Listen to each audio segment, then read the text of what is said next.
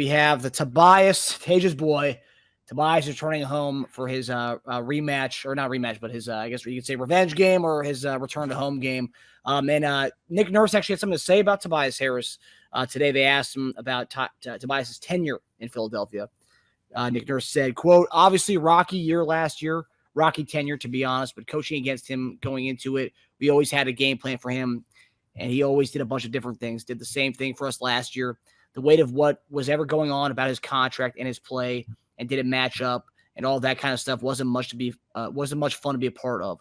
Really good guy who is a great pro and tried really hard and worked really hard and produced a lot. I really like him. I like him as a person. I like him as a player. He's a versatile guy and all that kind of stuff. So, Teja, I feel like Nick Nurse is talking directly to you when he made that quote about Tobias Harris. But, yeah, so Tobias is coming home tomorrow night. Eric, what do you think about Nick Nurse's quote about Would y'all say Rocky? Would y'all say Rocky tenure or just Rocky last season? I would say Rocky last season. What would you say?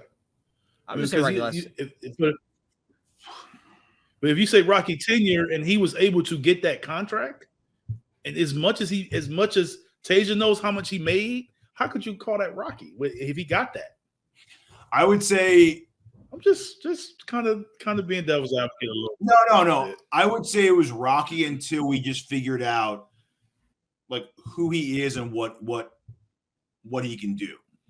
And then once I knew that, I wouldn't call it Rocky. But that's to me that was.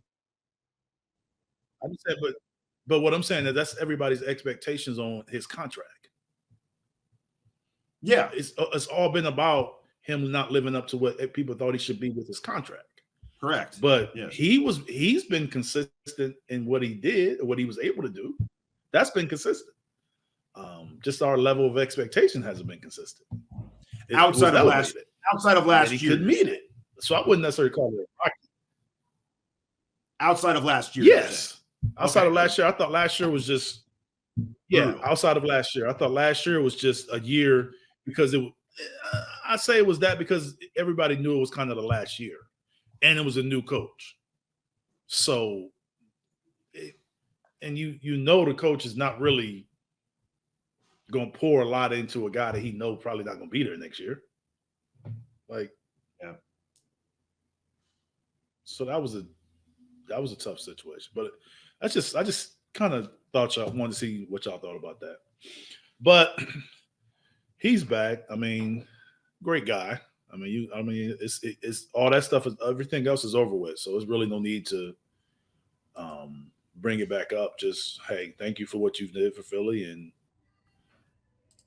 and move on. It'd be great to see you. You can come get this butt kicking like everybody else, and we can chop it up and say hello. That's all it is. Yep. It's so far this year. The Pistons have actually played everyone really close. Lost to Indiana by 6, lost to Cleveland by 12, lost to Boston by 6, and lost to Miami by 8. So they've been playing tough with everybody. And Tobias giving that good veteran leadership to a young squad over there. The line isn't out yet for this game Wednesday night, but I have to imagine it'll probably be around 5.5 points. I don't know. I would say probably give us 5.5 points at home. I don't know what the spread will be, but I have to imagine. But forget the spread. Straight up, who do you think wins this game tomorrow night in Tobias' return to Philadelphia?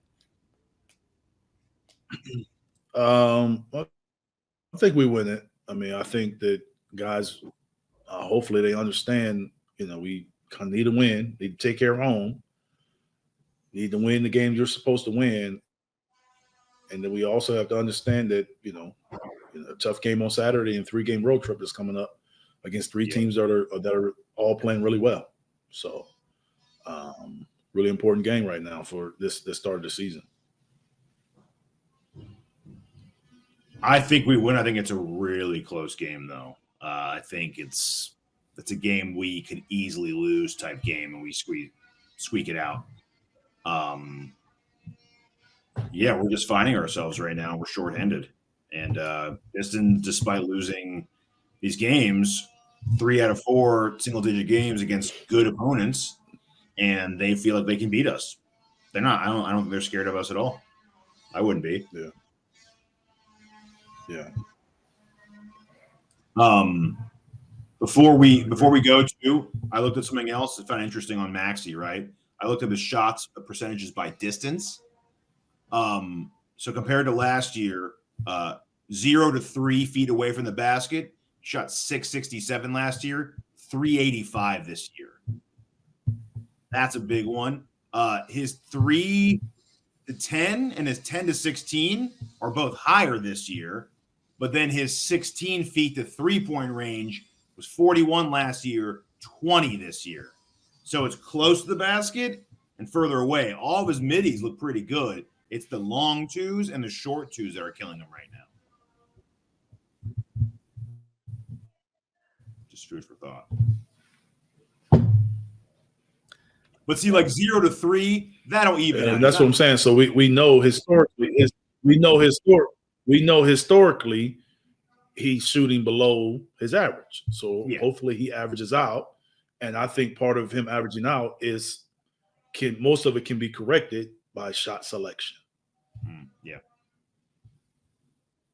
You know, some of those shots at the rim are shooting in the crowd. Yes, which won't happen when Embiid's there, right? Yeah.